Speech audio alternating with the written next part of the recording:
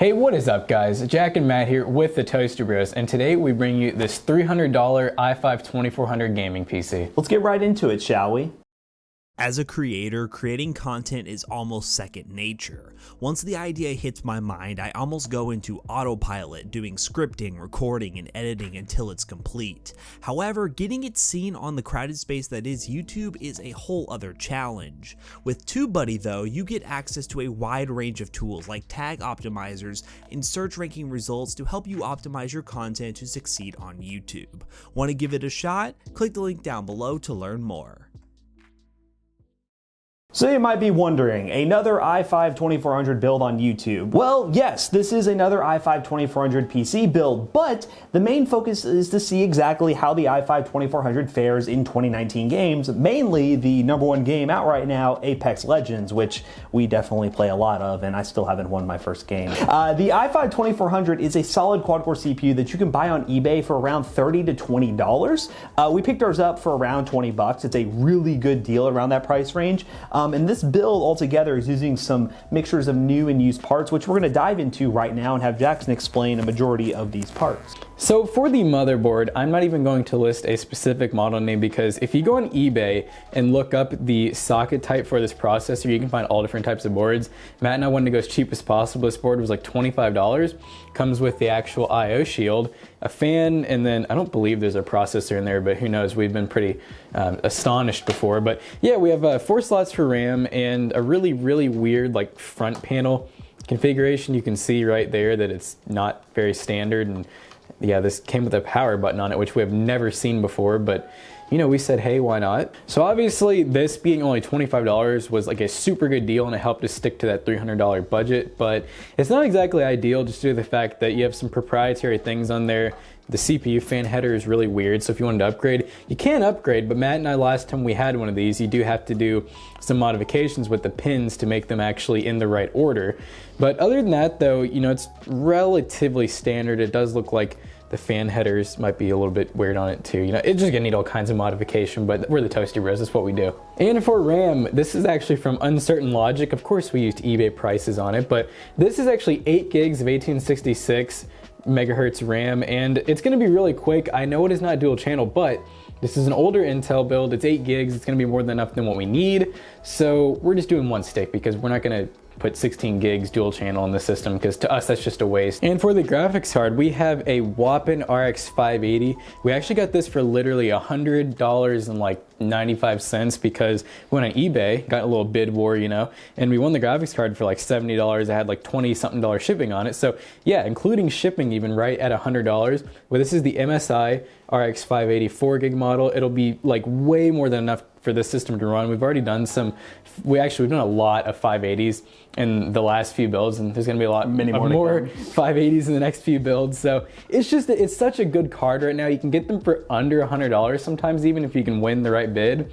And it's one of those things where, you know, why go with like a 1060 that's gonna perform a little bit less than this, and it's gonna cost a little bit more. So this is just kind of the way to go. And for power supply, as always, we stayed loyal to EVGA pretty much. 400 watts, really basic. You can get them for anywhere from $24.99 to like $32.99.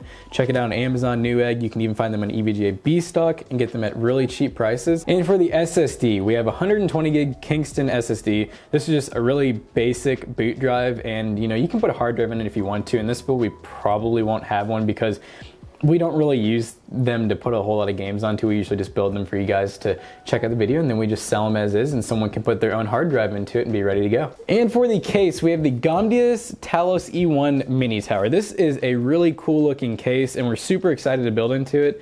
You can actually get it right now with the $10 mail-in rebate, making it a little over $60. It has RGB fans already installed in the front. It has plenty of expansion room to be able to put maybe a fan or two more in there, along with a liquid cooler if you want to. We're not gonna need any of that. So let's just go ahead and open it and get right to building.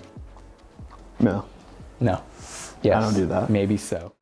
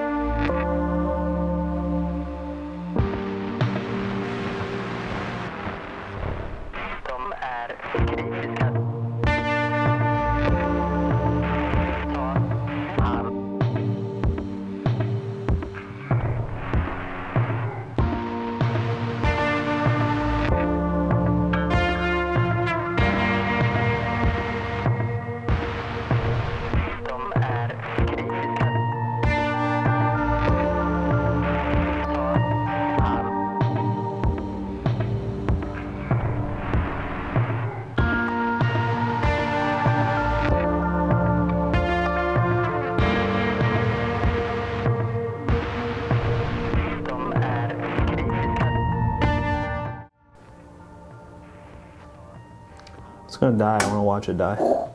Did you fuck it up? A little bit, I can fix it. I got a really small Oh flathead. my god. It is like complete. Kids, don't do this at home.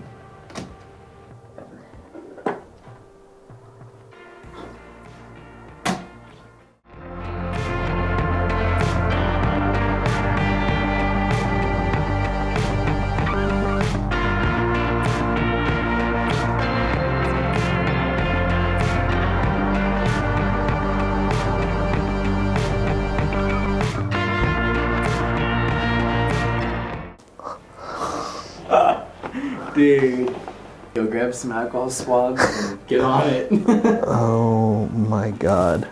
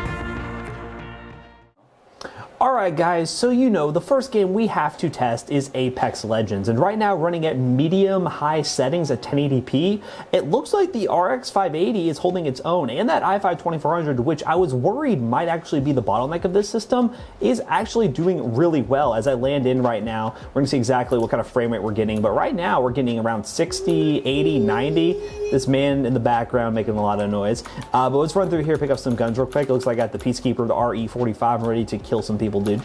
Ready to pop off. But as you can see, running around, we are getting 60, 90 FPS. If you wanted to lock the frame rate, if you have like a 1080p 60 hertz monitor, you could easily do that and run it with VSync locked at 60 FPS. If you do that, then you probably wouldn't have stutters that you might have if you do otherwise. But running around here, no problems whatsoever. There's enemies that are attacking. The enemies are here. Oh, got them. Hey, team survived. And as you can tell, Apex Legends, you can get some kills, dude. On to the next game. All right, guys, the next game we'll be playing is Black Ops 4, running on high settings, 1080p. And right now, it looks like the CPU is the bottleneck in this situation. We're getting around 70, 78 FPS, but we're not getting any stuttering, which is actually very impressive for this system. Black Ops is a relatively new game still, and you can run around and still average 60 FPS. We dipped a little bit on the menu, but again, it's the menu, who really cares? But this does demonstrate that the i5 2400 is still, by most means, a really respectable CPU, even though I cannot get kills in this game. But yeah, overall the system seems to perform very well in Black Ops. If I get a kill here, we can end this benchmarking run and switch to the next game. All right, guys, so the next game we're going to be testing is PUBG. We're actually running at 1080p medium settings right now. We're going to be dropping into, I don't even know where the hell we're dropping into, but we're going to drop right in here. I think this is Mansion, actually. But right now, as you can tell in the drop, we're getting about 80 FPS, which is very impressive. For some reason, MSI Afterburner is not picking up the graphics card usage. For some games, it does that. Some games, it doesn't. But we're going to be dropping in here real quick to see what kind of frame rates we can get. We are at around 55, 60-ish FPS. Very playable. I can definitely feel like I could kill somebody, even though I probably won't. This is actually running at medium settings, so if you did drop the settings down a little bit more, things like shadows and whatnot, you could actually get an even smoother experience to keep it 100% into the 60 FPS range. All right, and the last game we're gonna be testing is one of our favorite games that we like to play, The Forest. At high settings, 1080p, we're actually getting a crazy 100 FPS, which is pretty good for this game. This game is very GPU bound, so the RX 580 is able to stretch its legs right now. But running around, we're getting a constant 80, 90, 100 FPS, more than playable. This is a really cool game if you all haven't tried it. It's an interesting survival game, and there is multiplayer support. Jackson, Zach, and I like to play this a lot on streams, and it's pretty challenging, but it actually has a story to it. So if you haven't played this game before, I'd highly check it out. But running around looks really nice, over 100 FPS, and I really have no complaints with this PC.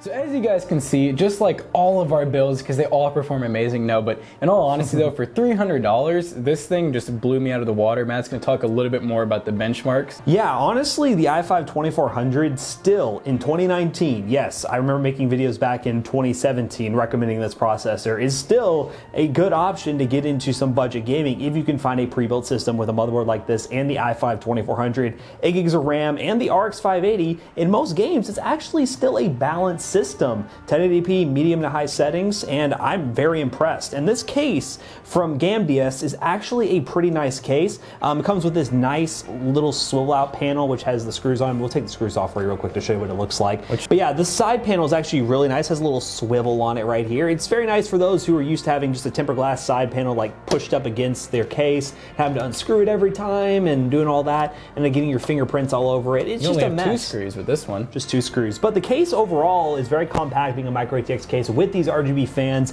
and coming in at around $60 on promo right now, it's actually not a bad deal, and I definitely recommend you check it out in the description if you're interested in this case, because it was relatively easy to build in and looks relatively nice. So as always, don't forget to like, comment, and subscribe. Don't forget to get us up in that alert button, and we will see you guys later.